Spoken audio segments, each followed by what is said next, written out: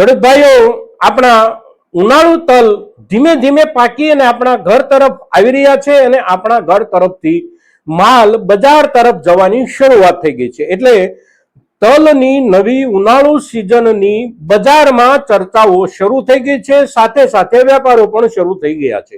હવે અત્યારના દિવસોમાં એટલે કે છેલ્લા 3 થી 4 દિવસ દરમિયાન બજારમાં આપણે ત્યાંથી કોરિયા જનારા તલની ચર્ચા જોર પર છે.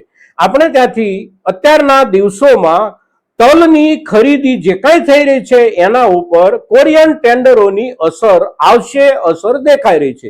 તો કોરિયામાં આપણા દેશ તરફથી કેટલો માલ જવાનો છે, કેટલા ટેન્ડરો હતા, શું ભાવથી આપણા દેશના વેપારીઓએ કોરિયન ટેન્ડરો ભર્યા હતા, અંતે શું ભાવો નક્કી થયા અને આપણે ત્યાંથી માલ કોરિયા સુધી પહોંચાડવાનો સમયગાળો કેટલો છે, કુલ કેટલો જથ્થો, કેટલા ટુકડા અને ક્યારે પહોંચાડવાનો છે, આ બધી વિગતો આપણા તલ પકવતા ખેડૂતો માટે અત્યારની સિઝનમાં ખૂબ અગત્યની છે અને તેથી આજે આપણે એની ચર્ચા કરી રહ્યા છીએ. તો આ વિડીયોમાં, આ એપિસોડમાં આપ સૌ દર્શક મિત્રો અવશ્ય બન્યા રહેજો. નમસ્કાર ખેડૂત મિત્રો, જય કિસાન, જય ભારત. ખેડૂત ભાઈઓ, આ વર્ષની આપણી ઉનાળુ તલની સિઝનમાં અત્યારના શરૂઆતના દિવસોથી જ નિકાસના એક મોટા ઓર્ડરની ચર્ચાઓ જે ચાલી રહી છે એ નિકાસનો ઓર્ડર છે દક્ષિણ કોરિયા તરફથી ભારતના વેપારીઓને મળેલો માલની ખરીદીનો ઓર્ડર. હવે એનો જે જથ્થો હોય, એ જે માલ ખરીદી અને પહોંચાડવાના દિવસો હોય એની આપણે સંપૂર્ણ ચર્ચા કરીએ તે પહેલા આપણે ત્યાં આ વર્ષની ઉનાળુ સિઝનના વાવેતર અને ઉત્પાદનની સ્થિતિ તલને લઈને કેવી છે આ વિગત આપણા માટે ખૂબ અગત્યની છે અને તેથી આપણે શરૂઆત એનાથી કરીએ છીએ. સૌથી પહેલા આ વર્ષની આપણી ઉનાળુ સિઝનમાં વાવેતરના અંદાજનો જે આંકડો રજૂ થઈ રહ્યો છે એ આંકડો છે 1,24,000 હેક્ટર જમીનમાં આપણે ત્યાં તલનું ઉનાળુ વાવેતર થયું છે.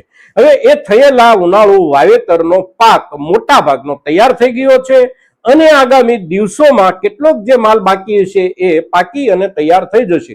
એટલે કુલ ઉત્પાદન કેટલું આવશે, તો કુલ ઉત્પાદનનો જે આંકડો છે એ આંકડો બતાવવામાં આવી રહ્યો છે 1,28,000 ટન તલનો. એ અંદાજ મૂળ જે આધાર છે એકર દીઠ કે હેક્ટર દીઠ ઉત્પાદનનો, એ આધાર છે એક હેક્ટરે 1,035 કિલો જેટલા તલ પાકવાનો અંદાજ બતાવવામાં આવી રહ્યો છે અને એ અંદાજને આપણે વીઘામાં જોવાનો પ્રયાસ કરીએ તો 1 વીઘામાંથી 8.5 મણ તલ પાકવાનો અંદાજ આ સિઝનમાં, ઉનાળુ સિઝનમાં મુકાઈ રહ્યો છે અને એ 8.5 મણ તલ 1 વીઘામાંથી પાકવાનો જે અંદાજ છે એ એકંદર એક ખેડૂત તરીકે પણ આપણે સૌ સમજી શકે એવો એનો અંદાજ છે. એટલું ઉત્પાદન મોટા ભાગે રહેતું હોય છે સરેરાશ ધોરણે કાયમ માટે. હવે આ વાત થઈ ઉત્પાદનના અંદાજના આંકડાઓની, પણ આ વર્ષના અત્યારના તલના ઉત્પાદન પર એક સૌથી નકારાત્મક અને માઠી અસર જે પડી રહી છે એ અસર છે અત્યારના દિવસોમાં લાંબા દિવસોથી ચાલી રહેલી માવઠાની સક્રિયતાની. માવઠાની સક્રિયતાના કારણે આપણા ખૂબ મોટા તલના જે કોઈ વાવેતર વિસ્તારો હોય એના ઉપર બહુ માઠી અસર પડી છે. એટલે આપણા ઉત્પાદનનો આંકડો ઘટી શકે છે. જે અંદાજો 15 દિવસ કે 20 દિવસ પહેલા મૂકવામાં આવ્યા હોય એ અંદાજોનો આંકડો ઘટી શકે છે, અવશ્ય ઘટી શકે છે અને તેથી જે અંદાજો અત્યારે રજૂ થઈ રહ્યા છે એ અંદાજો સુધી પહોંચવાનું ઉત્પાદનનું ગજુ અત્યારે આ માવઠાના કારણે દેખાઈ રહ્યું નથી. એટલે એની અસર બજાર ઉપર આગામી દિવસોમાં તો આપણને જોવા મળશે જ. સાથે સાથે હવે જ્યારે શરૂઆતના જ દિવસોમાં એટલે કે સિઝનની શરૂઆતના દિવસોમાં કોરિયા તરફથી આપણા દેશને તલનો જ્યારે ઓર્ડર મળ્યો છે ત્યારે એની પણ અસર આપણને બજારમાં જોવા મળશે. હવે કેટલો ઓર્ડર કોરિયા તરફથી આપવામાં આવ્યો છે, તો કોરિયાએ ગયા મહિનાના છેલ્લા દિવસો દરમિયાન જે વૈશ્વિક ટેન્ડરો મૂક્યા હતા એ ટેન્ડરોમાં એમણે જે જથ્થો મૂકેલો છે એ જથ્થાનું માપ છે કુલ 13,000 ટન તલનું. 13,000 ટન તલને એમણે 2 ભાગમાં 2 ટુકડાઓમાં ટેન્ડરમાં રજૂ કરેલા છે. એક ટુકડો છે 5,000 ટનનો અને એક ટુકડો છે 8,000 ટનનો.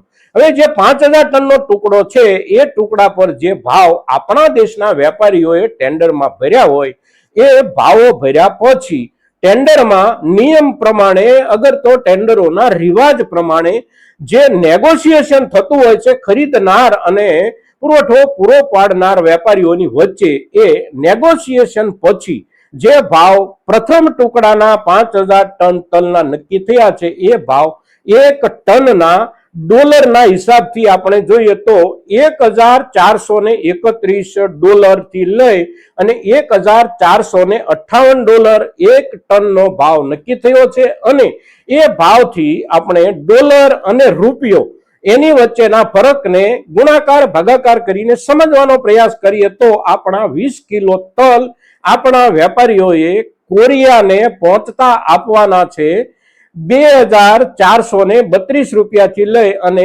$2472-75 ની વચ્ચે. હવે આ જે 5000 ટનનો જથ્થો પૂરો પાડવાનો છે, એ જથ્થો પહોંચતો કરવાનો જે સમયગાળો છે એ લગભગ 2 મહિના સુધીનો છે. અત્યારે આપણે મે મહિનામાં છીએ, આવતો મહિનો જૂન મહિનો અને જુલાઈ મહિનાની 20 તારીખ સુધીમાં આપણે ત્યાંથી તલ કોરિયા પહોંચી જવા જોઈએ. બીજો ભાગ જે છે 8000 ટનનો, એ બીજા ભાગમાં 8000 ટનના જે ભાવ નક્કી થયા છે, એ ભાવ છે પ્રત્યેક ટનના ડોલરના હિસાબથી $1422 થી લઈ અને $1446. હવે આ જે એક ટનના ડોલરના જે ભાવ છે, એ ભાવથી આપણે આ જથ્થાને પણ ભાગાકાર કરીએ તો રૂપિયાના હિસાબથી 20 કિલોગ્રામનો ભાવ આપણા દેશના વેપારીઓને મળશે $2420 થી લઈ અને $2460 સુધીનો. હવે આ જે 8000 ટનનો જથ્થો પહોંચતો કરવાનો છે કોરિયાના બંદરો સુધી, આપણા દેશના વેપારીઓએ આ જથ્થો પહોંચાડવાનો છે ઓગસ્ટ મહિનાની 25 તારીખ પહેલા.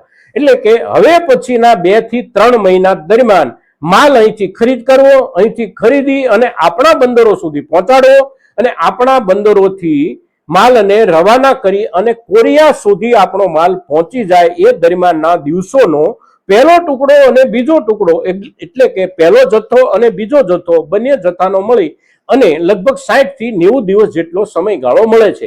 અને આ સમયગાળા દરમિયાન આપણા દેશના વેપારીઓ કે જે વેપારીઓએ ટેન્ડરો ભર્યા હોય, જે પેઢીઓએ ટેન્ડરો ભર્યા હોય, એ પેઢીઓ માલની ખરીદી બજારમાંથી કરશે અને એ જે ખરીદી થશે બજારમાંથી, એ ખરીદી આપણા તલના અત્યારના ભાવ માટે એક ટેકો બનશે, એક આધાર અવશ્ય બનશે. આપણે ઉત્પાદનના જથ્થાની વાત કરીએ તો ઉત્પાદનનો જે 1,28,000 ટન આસપાસનો જથ્થો આપણા ગુજરાતમાંથી ઉનાળુ તલનો જે આવવાનો છે, એમાં બંને ક્વોલિટી સમાવિષ્ટ છે.